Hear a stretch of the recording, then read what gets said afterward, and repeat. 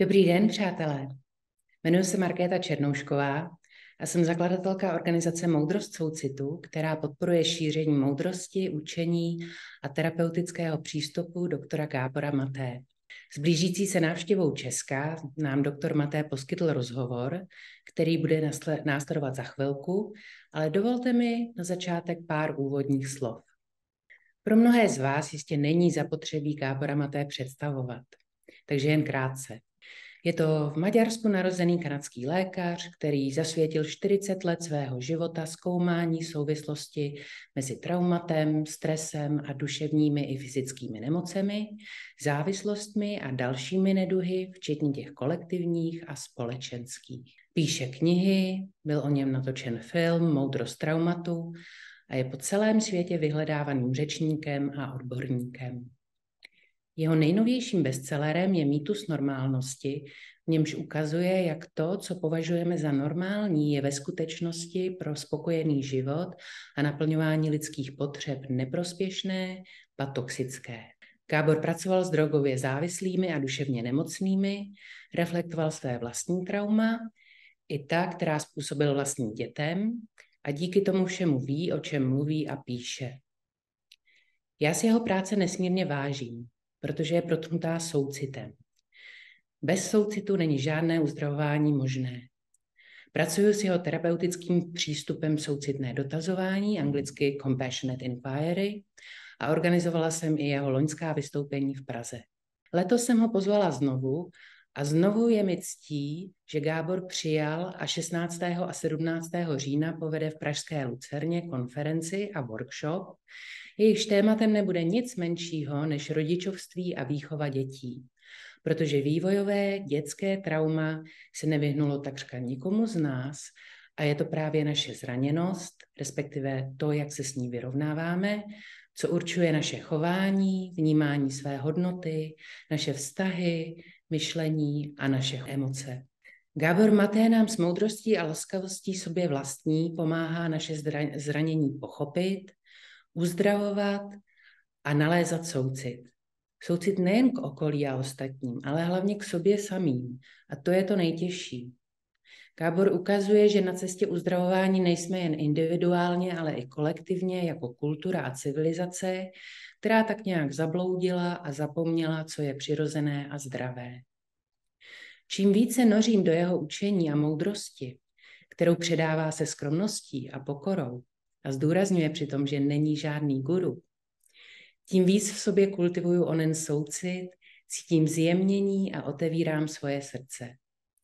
Čím víc se učím být soucitnou léčitelkou, tím hlouběji se dostávám ke kořenu svého vlastního traumatu a smiřuju se s tím, že ho asi nikdy úplně nezhojím, protože je tak hluboké, že je vepsané v mé buněčné paměti od prvopočátku.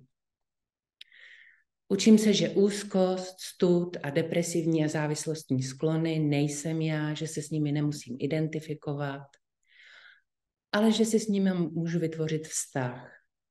Když se vynoří, soucitně je opečovávám jako miminko, kterému se toho kdysi nedostalo, a o tom je ta cesta uzdravování. Být se svou bolestí. A jak Gabor často cituje Budhu, lidské utrpení vzniká, když utíkáme před svou bolestí.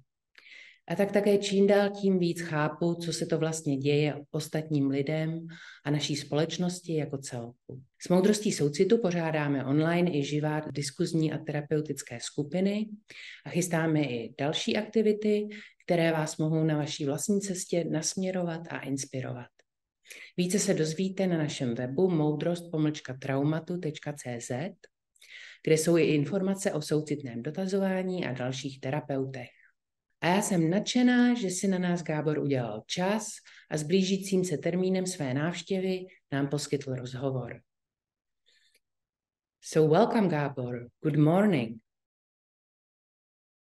Good evening, I should say. Good morning. Yeah.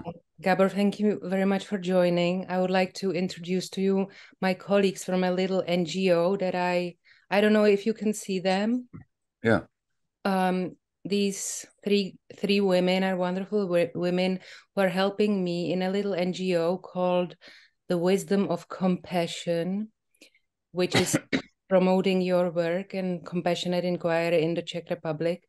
And I will now ask the girls to mute themselves and just stop the videos. They'll be there just as a technical backup for the recording. And we'll start the interview. So thank you, girls. Okay. Bye. Nice to meet you.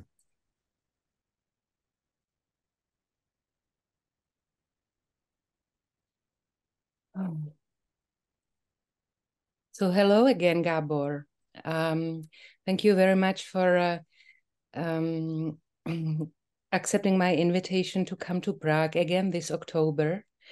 And this video, this interview is to promote that event. And with regards to that, I would like to ask you some questions. And the first question, which disappeared now, and now I'm getting it, is you devoted like good half of your life of the study of trauma and its connection to physical and mental disease, but also the state of our society. You bring completely new paradigm and lens to understanding the world and also the possibility of healing. And this has been an enormous amount of work. And how have the past 30 to 40 years changed your life? What was it like to be Gabor Maté 30 years ago? And what is it like to be Gabor Maté now? Well, the mostly how the 30, 40 years changed my life is that I'm 40 years older, you know? Mm-hmm.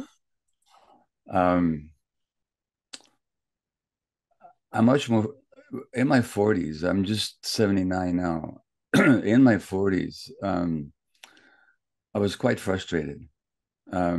I felt there was something I was meant to do, but I'm not doing it. I felt I have some potential that I haven't fulfilled it. I felt I was not being myself. All that is much more complete now. You know, I no longer feel frustrated. I've done what I think I came here to do, which is to shed some light on the nature of human suffering and to help people move past that suffering. And I think I've done that. I think I've done that effectively, certainly for a lot of people. I'm much more aware of my own self, my own body, my own emotions, my own thoughts. I'm much less driven by unconscious dynamics. There's more peace in my heart. I wouldn't mind having the body that I had 40 years ago, but I wouldn't want to have the consciousness that I had 40 years ago, or the lack of consciousness. Mm-hmm. Okay. And also, you know, I don't mean to boast in any way, but it's almost impossible for me to travel anywhere in the world, whether it's Europe or, you know, Turkey or Greece, as I was just recently, even small Greek islands, or where somebody doesn't come up to me to thank me for my work, you know. So I know that I've had an impact, which is very satisfying. Mm-hmm. Wonderful. What a wonderful legacy to have. And now, is there still anything, any theme, any topic that you would like to work on and bring more awareness to, or is there anybody that you would like to collaborate with on something? What are your plans? You know, I'm not somebody who makes plans very much. I just kind of do what comes up. The Myth of Normal, my book, was published in North America and in the English world a year ago in September, and it's being published in 34 countries. That took a long time to do. It took me about 10 or 12 years to do the research and to do the writing. And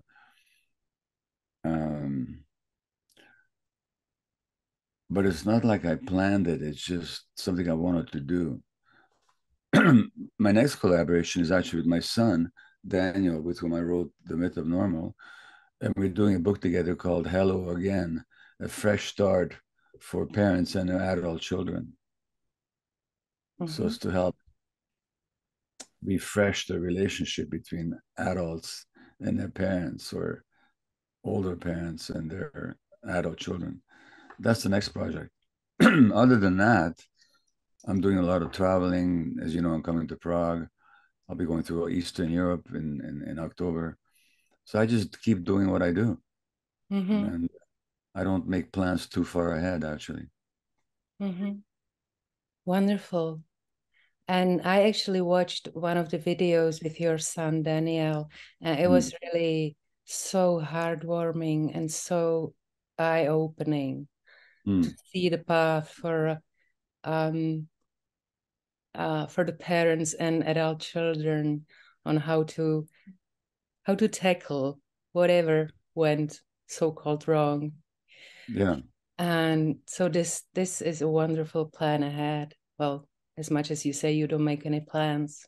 Picking up on that, I have to say I'm surrounded by people. I kind of live in a bubble of people who find your wisdom, or the wisdom you're channeling, and your books groundbreaking and really potentially healing, and this potential for a more compassionate world. However, there is also criticism sometimes. So you live, well, I assume that there is certain prominence and fame around you, but also this criticism by people who just, whose paradigm, whose outlook on the world is simply different. How do you cope with that? Well, you might be aware that in, I think, late March, I interviewed Prince Harry, you know, a lot of criticism, a lot of hatred, you know, and that was tough to take for a while, but I got over it. But in terms of criticism, I don't hear much intelligent criticism. And by intelligent criticism, you can have it. I'm sure you could make an intelligent critique of my work, but I haven't seen it. What I've seen is critique of my work from people who don't understand it, you know? So if you're going to criticize me, first of all, understand what I'm saying and tell me why it's wrong. But if you want to criticize me for something I didn't say and thoughts that I didn't have, I don't pay much attention, you know? So they was upsetting about that whole Prince Harry episode was how personal the attacks were. You know, they were just vicious and personal. I actually really like criticism. I like intelligent debate. I like exchange. I learn a lot that way. But again, most of the time that I see criticism, it's from people who don't have the capacity to understand. And I think it's because they're in denial of their own trauma. So there was an article recently in a big British newspaper which mentioned my work, and it was called The Cult of Trauma. How the cult of trauma is taken over the mental health world. Well, first of all, I only wish that trauma was taken over the mental health world, but it isn't. Most mental health professionals, psychiatrists, I dare say, whether in Hungary or Czechia or England or North America, don't know anything about trauma. So I only wish it was taking it over. Yeah. Secondly, it's not a cult. It's a point of view based on a lot of research and a lot of clinical experience. So if you're going to criticize it, understand it first, you know? Yeah. That stuff I don't pay much attention to. Speaking of journalists, there was a review of your new book, The Myth of Normal, here in Czechia. Oh, yeah. Because it's already been published in Czech language. It's available, and people are just really hungry for it. And there was a review in a kind of leftist magazine, which was titled Gabor Maté, the myth of normal, compassion with those who suffer, but irreconcilable to the system. And I wouldn't call your attitude irreconcilable. I think irreconcilable is not what you are. You are compassionate. What would you say? Well, actually, I agree with the headline. Compassionate doesn't mean compatible. Compassion is an attitude where you really want to understand people and not judge them and feel their suffering, you know, and respect them. That's compassion. I personally don't think that I in the book I do talk about politics, but the book is not a political manifesto, you know, and I actually don't.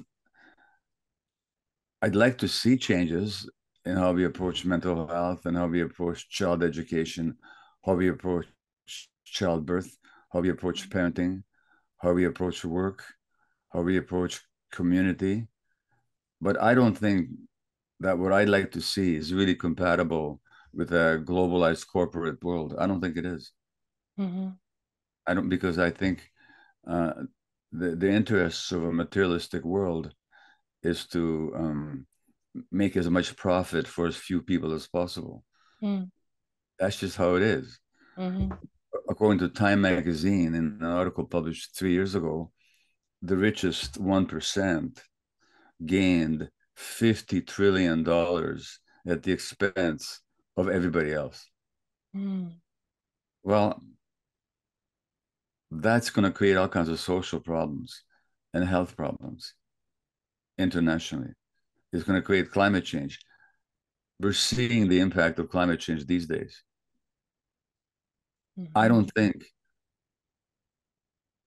a healthy climate is compatible with a system that magnifies profits of oil companies. So I can be compassionate, but the headline, unfortunately, is accurate. Now, Mm-hmm. if I'm wrong, somebody needs to show that to me. Somebody needs to show me that this system is really going to do something about climate change. So far, I haven't seen the evidence.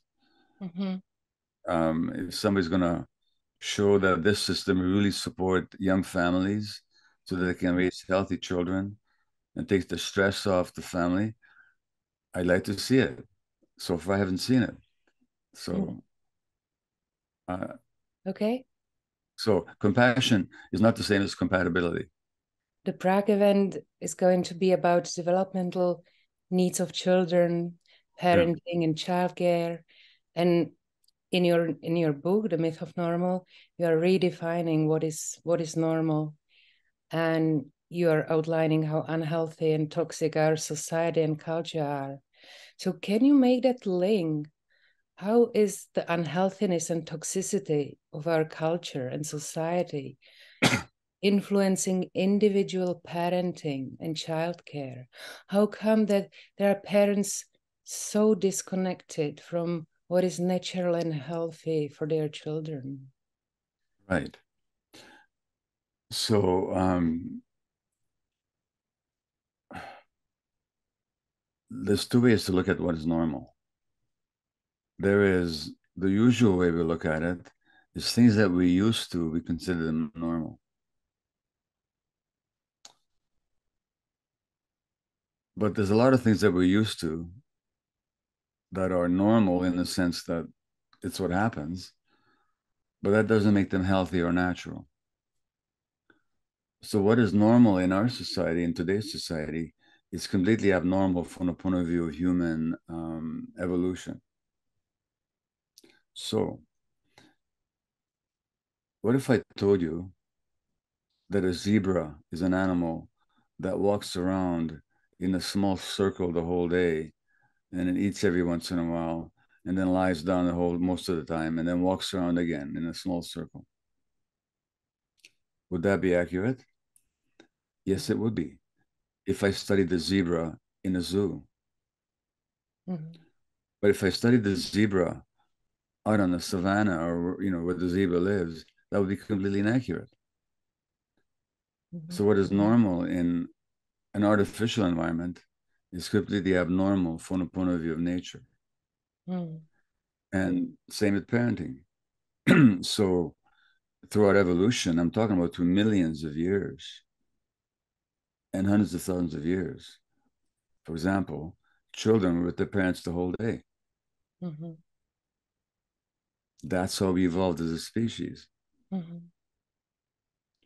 Today, parents barely see their children the whole day because they both have to go to work to make a living. And when they come home, they're stressed. And they're alone because the tribe, the community is not around to support them. That means that very stressed parents are parenting kids who they don't see most of the time. And then interfering with the relationship between the parent and the child is the technology. A lot of kids spend much of their time engaged with technology, not with nature, not with real life, not with the plants and the flowers and the animals and the earth and the trees and the outdoors, but with this artificial gadget that is designed to make them addicted, deliberately designed that way. So that's toxic. It has a negative effect on child development.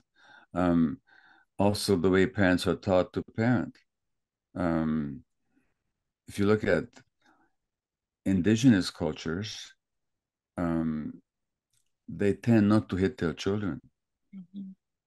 But in a lot of countries, it's still okay to hit kids. I don't know what it's like in the Czech Republic, but hitting children until very recently, at least, was pretty common.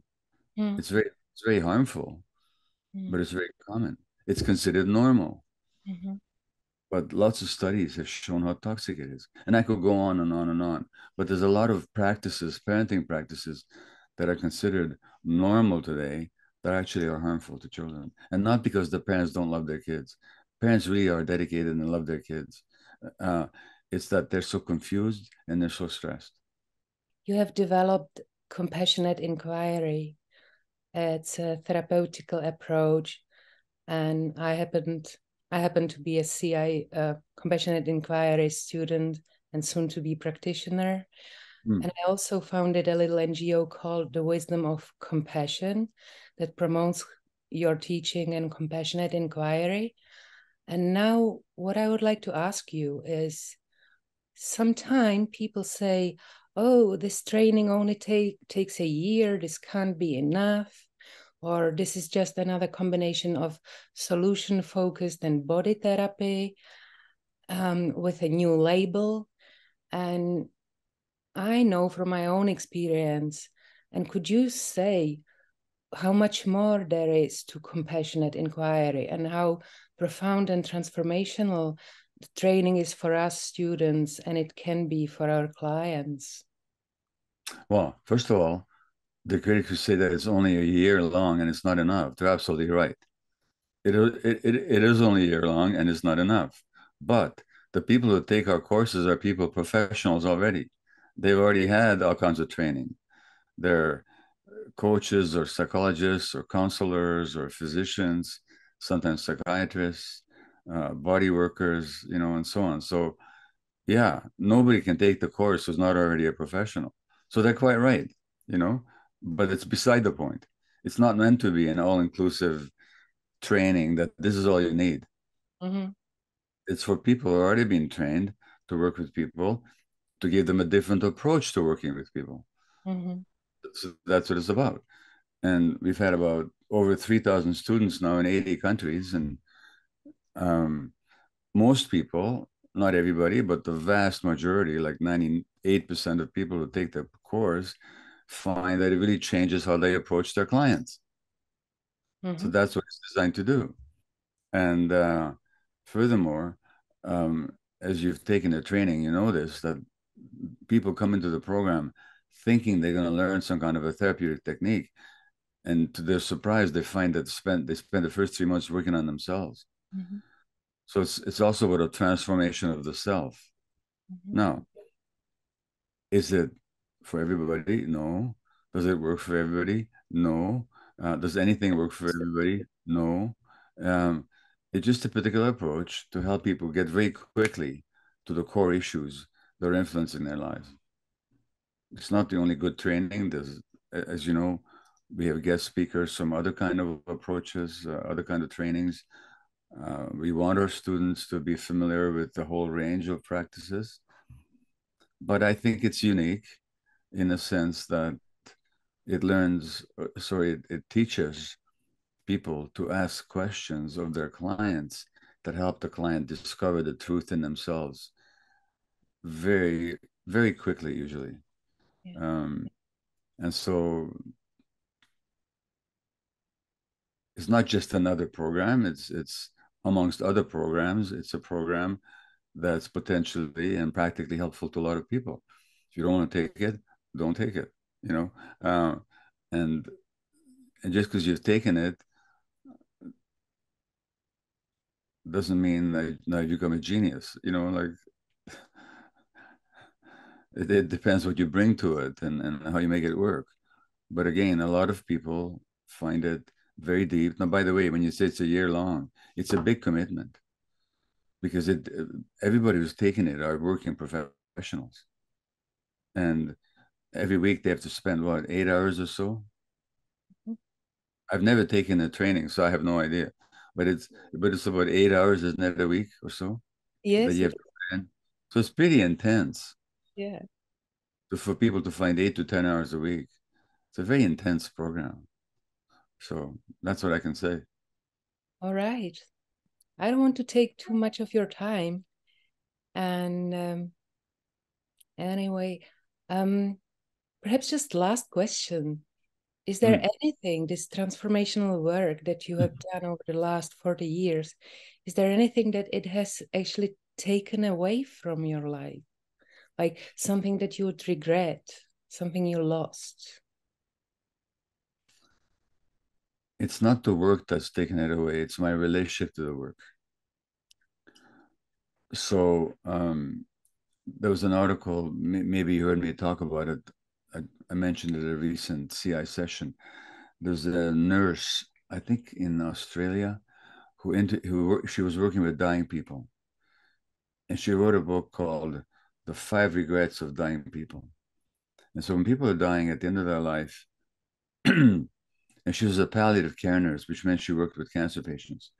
And these people would be dying not of old age, but of terminal disease. And amongst the regrets, the top 5 regrets, one of them was, I wouldn't work so hard. Mm. And the other was, I wish I had spent more time with family, more time with personal pursuits. I wish I had not neglected my friends. Mm. I could have done the work without being addicted to it, without having to spend so much time with it, without depriving time from my own personal spiritual growth, or depriving time from my family life, from my children, from my marriage relationship. So that's a regret, and I don't want to, at the end of my life, still have that regret. Mm-hmm. And I can't change the past, but I'm certainly saying no a lot more now to invitations and so on, and really making decisions. I'm still working a lot. I enjoy it, but I'm much more conscious about what I choose to do and what I don't choose to do. So yeah, but again, it's not the work. It's my relationship to it. It's my compulsive relationship to it. That was the problem. Okay. Well, Gabor, thank you very much. And I think that this is a wonderful way of ending this interview. Thank you very much for still working very hard. Thank you very much for accepting all our invitations for the interview and for the event. But I am now letting you go to your own personal stuff so that you can enjoy more and regret less. Thank you very much. Thank you, Markéta. I'll see you in a few months. See you in a few months. Bye-bye. Bye.